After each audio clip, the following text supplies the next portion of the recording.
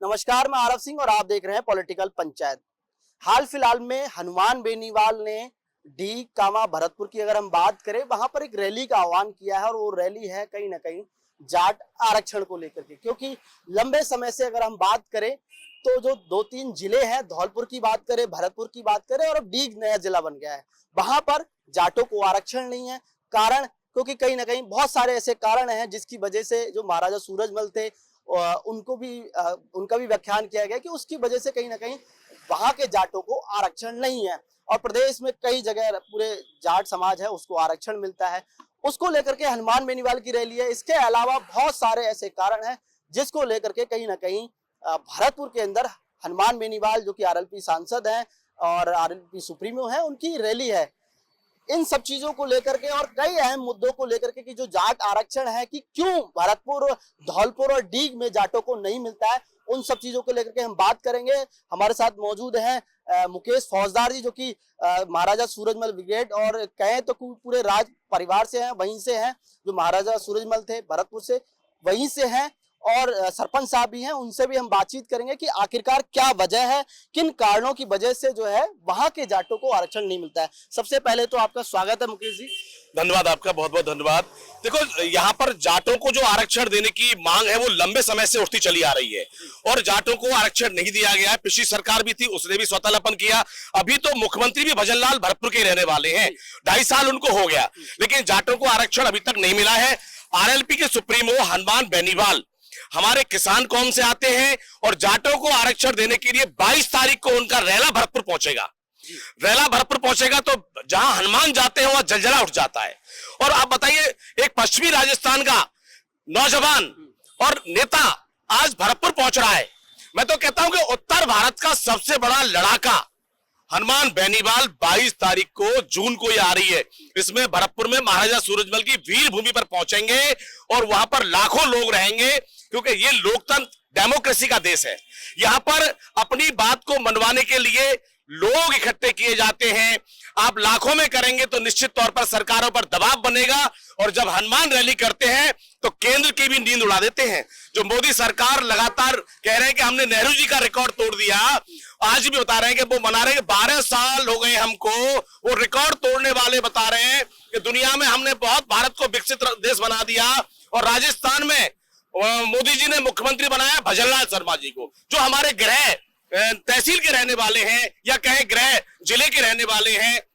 उनको सोचना चाहिए कि हनुमान बेनीवाल वहां रैली कर रहे हैं और लाख नहीं 2 लाख से ऊपर लोग पहुंचेंगे वहां पर। और वहां पर जब आप बताइए, लंबे समय से मांग हो रही है, भजनलाल जी खुद मुख्यमंत्री हैं, कहां के भरतपुर के रहने वाले, हमारे पास ही गांव है उनको, अटारी के रहने वाले हैं और इसी विधानसभा में देखिए आप बैठते हैं, वो सबसे बड़े मुखिया है राजस्थान के, हमें उन पर गर्व भी है। लेकिन हम कहते हैं भजनलाल जी आप मुख्यमंत्री बन गए, गिरिराज जी की कृपा से बन गए या फिर मोदी जी की कृपा से बन गए। आपने चुनाव तो सांगानेर से लड़ा था और रहने वाले आप भरतपुर के हैं, ऐसा अजूबा के देखने को मिलता है। लेकिन हम भरतपुर वाले खुश हैं कि हमारे पंडित जी मुख्यमंत्री बन गए। उनको तो हम मुख्यमंत्री कहेंगे या कुछ भी, हमारे अपने हैं, लेकिन उनको सोचना चाहिए, उनको सोचना चाहिए, रहम करना चाहिए। आज राजस्थान की सबसे बड़ी पोस्ट है उनके पास में, 8-8.5 करोड़ जनता के मालिक हैं। अब मैं मुकेश जी आपको रोकना चाहूंगा थोड़ा सा। मैं ये जानना चाहूंगा कि ये जाट आरक्षण की मांग लंबे समय से भरतपुर में चलती आ रही है, क्या वजह थी कि क्यों जो है वहां के जाटों ने उस समय आरक्षण नहीं लिया था और क्या कारण था कि किस वजह से अछूते रह गए? देखो, उसका कारण ये था, वहां हमारे महाराजा सूरजमल के 14वीं पीढ़ी के महियानेस हैं महाराजा बिस्वेंद्र सिंह जी, उन्होंने भी काफी संघर्ष किया था। लेकिन जो यहाँ सर्वे रिपोर्ट गई थी दिल्ली, यहाँ से भी गई थी, तो उन्होंने कहा कि ये राज परिवार के लोग हैं, इनको जरूरत ही नहीं है आरक्षण की, तो ये तो संपन्न लोग हैं। अरे राजा संपन्न होते हैं लेकिन प्रजा कहां संपन्न होती है? हम तो किसान लोग हैं। महाराजा सूरजमल भी किसान के ही घर में जन्म लिया था उन्होंने, सिंसिनी में। सिंसरा बाबा का मंदिर आज भी वहां पर है। पूरे देश में, विश्व में विख्यात जगह है गांव सिंसिनी, जहां से हम सिंसिनवारों का निकास होता है, राजवंश के लोगों का। हमारे साथ सरपंच है हमारे, ये भी पथेना गांव के रहने वाले हैं, जो राजाओं का गांव है इनका। पथेना भी एक बड़ी हमारी कोठी रही है, हमारे सिंसिनवारों की 16 कोठियां रही है, जो राज परिवार के इर्द गिर्द रहते थे हम लोग, अब इन्होंने कहा कि इनको आरक्षण की क्या जरूरत है। अरे जाट तो ऐसे हैं जो किसान हैं, गरीब हैं, मजदूरी करते हैं, अपना पेट पालते हैं, और यहां से सर्वे रिपोर्ट ने भी दिल्ली को भेज दिया, लेकिन दिल्ली में उनके कान में जू नहीं रह रही है। तो क्या सारे राज परिवार से किसान थोड़ी नहीं है, बहुत सारे ऐसे लोग हैं जो आज भी खेती बाड़ी कर रहे हैं, तो क्या उनको आरक्षण से क्यों अछूता रख दिया गया? डबल इंजन की सरकार है। आप ये बताइए आरव जी, ये लोकतंत्र है, राजाओं के राज तो रहे नहीं। अब तो यहाँ पर डेमोक्रेसी चल रही है। इस डेमोक्रेसी में हमारी जो मांग है, आप बताइए, राजस्थान के सब जिलों को, जितने 41 जिले हैं ना, सभी जहां पर हमारी जाट कौम के लोग हैं उनको आरक्षण दे दिया गया। लेकिन भरतपुर, धौलपुर, डीग, आप देखिए धौलपुर से हमारी वसुंधरा राय सिंधिया जी आती हैं, जिनका ससुराल जाट राजघराने में है। आप जानते हैं ना, सिंधिया परिवार से हैं और धौलपुर में ब्याही है। वो धौलपुर राजघराना हमारा है, उनको आरक्षण नहीं दिया। हमारा जो भरतपुर जिला है, महाराजा सूरजमल की वीरभूमि, उनको आरक्षण दे दिया, नया डीग जिला बन गया है। आप बताइए, 3 जिलों के जाटों को आरक्षण नहीं दिया गया केंद्र में, और यहाँ पर पूरे राजस्थान के जाटों को, तो ये जाटों को विभाजित करना चाहते हैं। तो हनुमान बेनीवाल एक ऐसा लड़ाका है उत्तर भारत का, वो सब जाटों को, राजस्थान के जाटों को कहा है कि आप भरतपुर, धौलपुर, डीग के जाटों के साथ 22 तारीख को 2 लाख से ऊपर एक जलजला उठेगा, और जब इतनी बड़ी रैली होगी तो ये विधानसभा है, और आगे आपके देख लीजिए सचिवालय, सेक्रेटरीट है, जहां पर मंत्री बैठते हैं, ब्यूरोक्रेसी बैठती है, जहां आईएएस आईपीएस लॉबी बैठती है, जो सरकार को चलाती है, जो 8 करोड़ लोगों के भाग्य की विधाता है, और मुख्यमंत्री उसके सबसे बड़े बॉस हैं। मैं तो उनसे अपील करना चाहता हूं इस विधानसभा के सामने से, साहब उनको तो सुनना चाहिए, उस पर कहीं ना कहीं संज्ञान लेना चाहिए कि क्यों जो है अछूते रह रहे हैं, कि कहीं ना कहीं समाज 2 भागों में डिवाइडेड कर दिया कि पूरे राजस्थान के जाटों को आरक्षण है और 3 जिलों के जो जाट हैं वो कहीं ना कहीं अछूते हैं इन सब चीजों से। आराम जी, आपने बहुत अच्छा क्वेश्चन पूछा।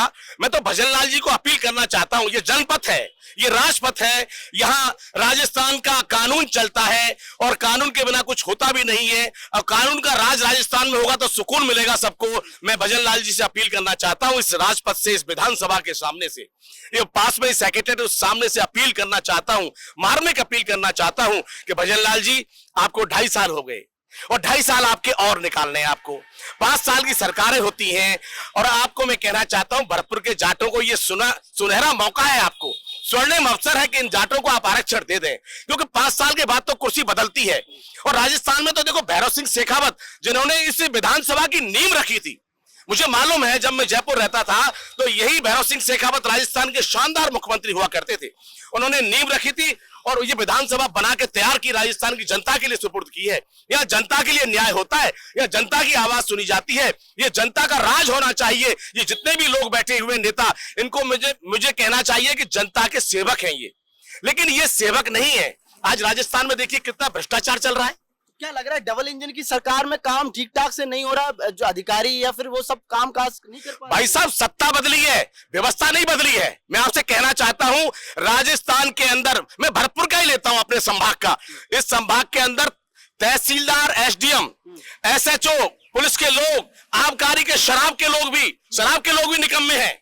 कोई कहता है शराब रेवेन्यू देती है, जनता को रेवेन्यू। सड़कें देख रहे हैं आप, ये चमाचम आप देख रहे हैं, एमएलए फ्लैट्स देख रहे हैं ना आप, जो एमएलए लोग चमाचम फ्लैटों में रहते हैं, जनता इनको वोट देती है, और वोट देती है तो उम्मीद करती है कि हमें 5 साल सुशासन देगा ये विधायक। लेकिन विधायक क्या करते हैं आपको मालूम है? क्या करते हैं, कुछ बताएं। विधायक कहाँ है? अब तो मुख्यमंत्री, मैं आपको एक बात बताऊं, खरी तो कहते हैं साहब हम 5 साल में विकास करेंगे, जनता की हर बात मानेंगे, हर समस्या का समाधान। राजस्थान की देखो, खरी कहता हूं मैं, भरतपुर का जाट हूं मैं, महाराजा सूरजमल का वंशज हूं, और हमारे हिजायने से महाराजा विश्वेंद्र सिंह जी 14वीं पीढ़ी के हैं उनके, वो भी आरक्षण की मांग को लेकर के सतत प्रयास करते रहे। मैं कहना चाहता हूं, भजन लाल जी शर्मा को मुख्यमंत्री बनाया मोदी जी ने, या फिर गिरिराज जी की भी कहते हैं ये, क्योंकि हर महीने हेलीकॉप्टर लेके जाते हैं वहां और मकम्मा देते हैं। श्रीनाथ जी मंदिर पे 500-700 करोड़ का वेदांता ग्रुप से पैसा भी दिला रहे, धर्मशालाएं बना रहे, अच्छे कार्य कर रहे हैं, धार्मिक व्यक्ति हैं। और ये भी कहना चाहता हूं कि मुख्यमंत्री मगरमच्छों से घिरे हुए हैं, क्योंकि नए हैं भाई, पहली बार जीते और पहली बार मुख्यमंत्री बन गए। आपने कहीं देखा ऐसा? बंगाल में शुभेंदु अधिकारी तो ममता बनर्जी के साथ रहे थे पहले, लंबे समय से विधायक रहे हैं, उनको अनुभव था इस चीज का। अब हमारे मुख्यमंत्री नए हैं, पहले तो हैं, अब उनको अनुभव ठीक है, अच्छे हैं, और अनुभव पहली बार कोई आईएएस बनता है तो अपना जिला चलाता ही है, तो मुख्यमंत्री के ऊपर ऐसा नहीं कहेंगे कि मुख्यमंत्री अनाड़ी है। मुख्यमंत्री बहुत ही अच्छे तरीके से राज कर रहे हैं, लेकिन वो मगरमच्छों से घिरे हुए हैं, वो तालाब में कमल के फूल की तरह हैं और कभी भी मगरमच्छों के मुंह खुले हुए हैं, वो डसने के तैयार हैं, लेकिन ऊपर से मोदी जी का हंटर है जो इन सबको रोक के रखा है। क्योंकि तो पांच से डरे हुए हैं क्या जो उनके मोदी भजनलाल जी के इर्द गिर्द जो लोग हैं जिनका आपने जिक्र कहा कि मगरमच्छ है, इसी वजह से कहीं ना कहीं वो डरे हुए हैं? मोदी जी आज तीसरी बार सरकार लाए देश के अंदर।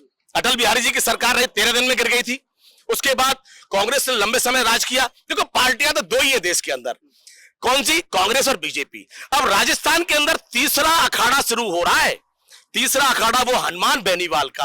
आप बताइए मुझे। पिछली बार भी हनुमान बेनीवाल ने चुनाव लड़ा, सीटें नहीं आई, लेकिन हनुमान बेनीवाल सांसद रहे। जनता उनके साथ तो रहती है, लड़ाई लड़ने के लिए तैयार रहती है, लेकिन बहुत सारे लोग ऐसा कहते हैं कि कहीं ना कहीं वो वोटों में भीड़ तब्दील नहीं हो पाती है। ऐसा होता है, हनुमान बेनीवाल जो बरसों से चली आ रही हथकड़ियां है ना, गुलामी की हथकड़ियां, कांग्रेस बीजेपी की जो गुलामी की हथकड़ियां हैं, उन हथकड़ियों को तोड़ने के लिए आप बताइए, एक हाथी होता है ना, एलिफेंट कहते हैं अंग्रेजी में उसको, वो एलिफेंट किससे बंधा रहता है? पैर उसका एक साकल से, लोहे की जंजीर से बंधा रहता है, और उसको शुरू से ये आदत डाली जाती है कि आपका ये पैर बांध दिया गया है एक लकड़ी से या पेड़ से। क्या हाथी में इतनी ताकत नहीं है कि उस जंजीर को तोड़ सकता है? जंजीर को तोड़ सकते हैं। इसलिए ये गुलामी की आदत उस हाथी को पड़ी हुई है। राजस्थान के नौजवान को, गरीब को, मजदूर को और किसान को जगाने के लिए हनुमान बेनीवाल एक क्रांति के रूप में लोगों के बीच में जा रहे हैं। मैंने कहा ना, सदियों में हनुमान बेनीवाल पैदा होते हैं। तो क्या 28 में कुछ बदलाव होगा? मैं आपसे कह रहा हूं कि जो रेला हनुमान बेनीवाल के साथ रहता है वो अब की बार वोटों में तब्दील होगा। क्योंकि किसान, आप बताइए, हम खुद आज जाट आरक्षण की बात कर रहे हैं, हम 22% लोग हैं। सरकार राजस्थान में जाटों की होनी चाहिए, लेकिन आजकल पता ही नहीं क्या हो रहा है। कैसी सरकार है, आ जाती है चली जाती है, देश में क्या हो रहा है। लेकिन राजस्थान में जाटों का राज, आज तक कोई जाट मुख्यमंत्री नहीं बना राजस्थान के अंदर। हम मांग करते हैं, बिल्कुल हम मांग करते हैं कि राजस्थान में कोई जाट मुख्यमंत्री होना चाहिए, क्योंकि 22% लोग होते हैं और ये बहुमत, आप बताइए, बहुमत होती है तो सरकार बनती है ना।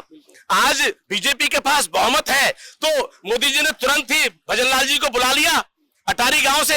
ये मेरे पास के गांव के रहने वाले हैं, अटारी के रहने वाले हैं, हमारे हाथ से हाथ पकड़ के घूमते थे, हम इन्हें पहचानते हैं, ये हमें पहचानते हैं। जब भी मिलते हैं मैं राधे राधे करता हूं, क्योंकि ये परिक्रमा लगाते हैं, ये धार्मिक है। लेकिन इस चीज का जिक्र किया कि मुख्यमंत्री जी अब हमारे बारे में भी सोचिए, अब आप तो हमारे गृह जिले के हैं, जल्द ये काम हो जाना चाहिए। भाई साहब एक बात बताऊं मैं, अभी क्या है, वो मुख्यमंत्री है और सत्ता की कुर्सी पर जब आदमी चढ़ के जाता है, सत्ता के रथ पर जब विराजमान होता है, तो शायद उनको समय नहीं मिल पाता। वो देख लेते हैं, जैसे देख लिया, आंखों से निहार लिया कि ये मुकेश फौजदार राजघराना है। लेकिन उनको पता है कि भरतपुर में आगामी चुनाव जो होंगे, चाहे पंचायत के चुनाव हो, चाहे निकाय के चुनाव हो, चाहे विधानसभा के चुनाव हो, मुकेश फौजदार राजघराना जनता के बीच में रहता है। और अब की बार चुनाव हम जो आवाज उठाएंगे गरीब किसान मजदूर के लिए, उसके ऊपर होगा। जब चुनाव होते हैं तब नेता दर दर जाते हैं, घर घर पर, चौखट चौखट पर जाते हैं। जो विधायक हैं वो जब चुनाव होते हैं शीश नवाते हैं, लोगों के पैर छूते हैं, मिन्नतें करते हैं कि हमको वोट दीजिए, अब की बार चुन दीजिए, हम सुशासन लाएंगे, आपके बीच में रहेंगे, खुशहाल आपको हम पूरा विधानसभा बनाएंगे। लेकिन जीतने के बाद आप जानते हैं किस तरह की प्रवृत्ति के लोग हो जाते हैं। तो भजनलाल शर्मा जी को मैं कहना चाहता हूं, सत्ता किसी की नहीं रही, कभी सत्ता रहती भी नहीं है। तमाम आप देख लीजिए, भैरव सिंह जी के बाद कौन आया? गहलोत साहब आए, गहलोत साहब के बाद कौन आया? वसुंधरा जी आई, फिर गहलोत आए, फिर वसुंधरा जी, फिर गहलोत आ गए।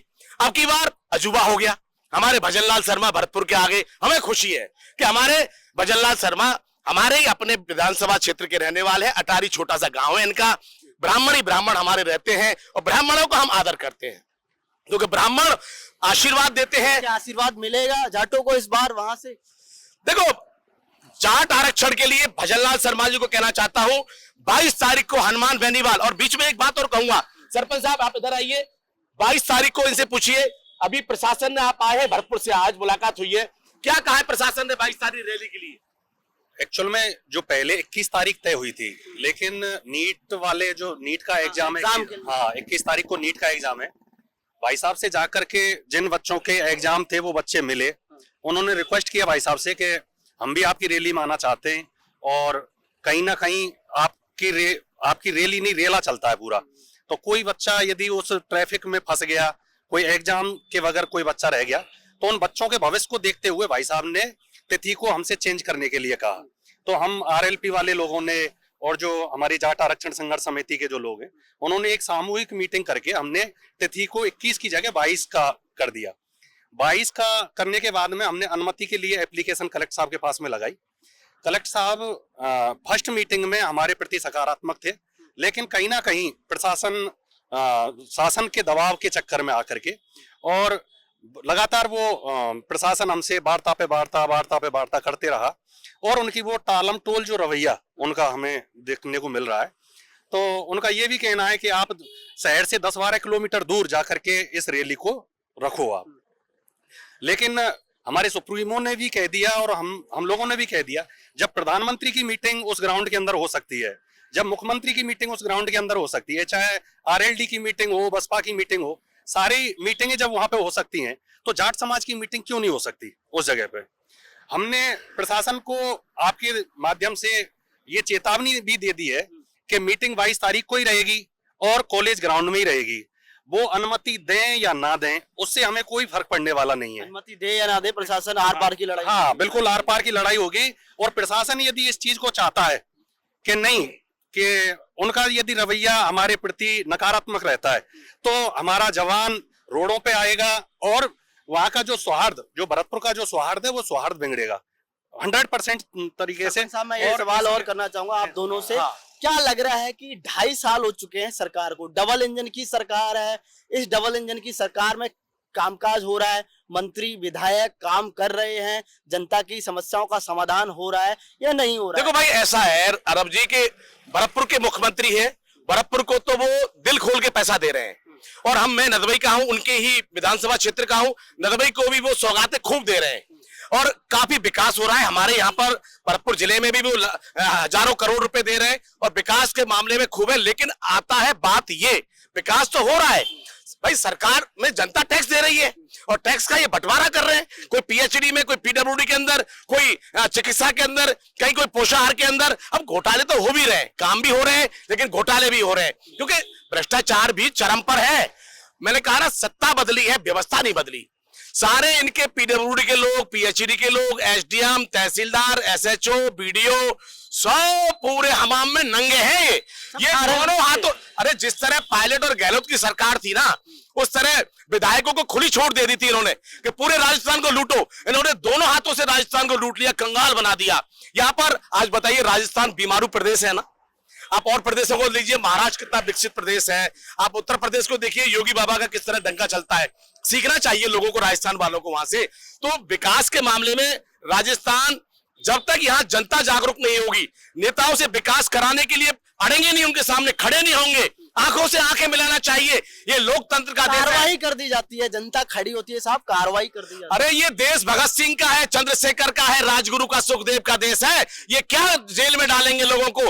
आंखों में आंखें डाल के काम करना चाहिए, जागरूक होना चाहिए। जिस तरह हनुमान बेनीवाल आंखों में आंखें डाल के सरकार से बात करते हैं, उनकी जो सेना है वो जैसे सेना भगवान राम की थी ना, उस तरह की सेना है हनुमान बेनीवाल की। तो मैं तो ये कहना चाहता हूं, भ्रष्टाचार पर अंकुश लगाएं भजनलाल जी, हंटर चलाएं अधिकारियों के ऊपर, और जो कुछ कार्रवाई कर भी रहे हैं लेकिन और स्पीड से काम करें, क्योंकि 2.5 साल निकल गए हैं, 2.5 साल बाकी है। उसके बाद मैं तो ये भी कहना चाहता हूं, भरतपुर के रहने वाले भजनलाल जी, इनको पहली और अंतिम बार मौका मिला है मुख्यमंत्री बनने का, उसके बाद कभी नहीं मिलेगा। ये मैं भरतपुर का जाट बोल रहा हूं इस बात को, और राजस्थान की जनता भी कह रही है, उनके मनों को पढ़ेंगे। देखो, हम तो खुश हैं कि गिरिराज जी कृपा से और मोदी जी कृपा से ये मुख्यमंत्री बन गए, पहली और अंतिम बार बने हैं। 5 साल सरकार चलाएंगे क्योंकि मोदी जी का आदेश है, 5 साल सरकार चलाओ, क्योंकि मंत्री सब उनके पास है। अंतिम सलाह अगर देना चाहोगे मुख्यमंत्री भजनलाल शर्मा को, क्या कुछ कहना, कोई संदेश, ताकि लगे कि हाँ, कि भरतपुर के लोग जो है इस चीज का आह्वान कर रहे हैं, इस चीज की सलाह दे रहे हैं, क्योंकि आप तो खुद कह रहे हैं कि आपके पड़ोस में रहने वाले आपके साथ उठे बैठे हैं। देखो, मैं हाथ जोड़ के भजनलाल जी से अपील करना चाहता हूं, भजनलाल शर्मा जी, हम भरतपुर के किसान लोग हैं और धरती पुत्र हैं। किसान के बिना ये देश खुशहाल नहीं हो सकता। किसान इस देश का सच्चा अन्नदाता है जो दुनिया भर के लोगों का पेट पालता है। हम महाराजा सूरजमल के वंशज हैं। धौलपुर भरतपुर डीग के जाटों को आरक्षण दिया जाए। लंबे समय से जो मांग है, ये सौतेलापन भरतपुर के लोगों के साथ नहीं किया जाए। राजस्थान में सभी हमारे भाइयों को आरक्षण दिया गया है केंद्र के अंदर, लेकिन भरतपुर के जाटों को, डीग के और हमारे धौलपुर के जाटों को आरक्षण नहीं दिया गया है। आपसे हाथ जोड़ करके विनती है कि आप हमें, हमारा कोई शब्द आपको अगर चुभता है तो हम माफी चाहते हैं, लेकिन जाटों को आरक्षण मिलना चाहिए। नहीं तो जाट अपना आरक्षण लेने के लिए लामबंद होंगे, और लामबंद होंगे तो लाखों की संख्या में 22 तारीख को लाखों की संख्या में हनुमान बेनीवाल जी के नेतृत्व में कूच करेंगे। अगर कोई भी आगे घटना होती है, उसकी जिम्मेदारी राजस्थान सरकार के मुखिया आप हैं, आपकी होगी। संख्या में धन्यवाद देंगे। तो देखिए, आप देख सकते हैं ये मुकेश फौजदार हैं, महाराजा सूरजमल ब्रिगेड के अध्यक्ष भी हैं और कहीं ना कहीं साथ में इनके सरपंच साहब भी हैं। अभी इन्होंने कहा कि प्रशासन से अनुमति मांगी तो फिलहाल के लिए नहीं मिली है, और इन्होंने कहा कि प्रशासन अनुमति नहीं भी देगा तो भी 22 तारीख को भरतपुर के अंदर बड़ी रैली होगी और धरना होगा। हनुमान बेनीवाल आरएलपी सुप्रीमो है, वो पहुंचेंगे, तमाम जाट समाज पहुंचेगा, और उनका कहना है कि क्यों जो है भरतपुर, धौलपुर और डीग का जो जाट है वो आरक्षण से अछूता क्यों है, क्यों जो है। अब तो लोकतंत्र है, राजतंत्र तो खत्म हो गया, तो लोकतंत्र में सबका अधिकार है, सबको बराबर मिलना चाहिए, तो फिर क्यों जो है इन 3 जिलों के जाटों को कहीं ना कहीं दूर रखा जा रहा है आरक्षण से। सहयोगी कैमरामैन राजेंद्र शर्मा के साथ मैं आरव सिंह, पॉलिटिकल पंचायत, जयपुर।